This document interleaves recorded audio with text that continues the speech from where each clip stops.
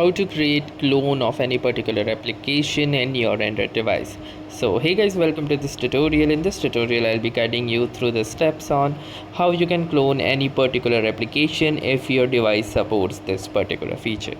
So now to start, the first thing that you will need to do is simply go to the settings of your Android device, and then from here simply find this option that says apps. So simply click onto this apps option, and from here you will see the app cloner.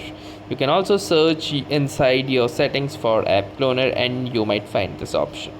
It says create app clones and run them at the same time. So in order to create an app clone, simply click onto this app cloner and it will show you all of the apps that it supports. So currently it is showing me for these apps and also for some other apps as well. So in order to create a clone, simply go to that particular application and enable this toggle. The moment you will do this, a separate copy of this application will be created where you can run your different account and do the same like you do in this particular application.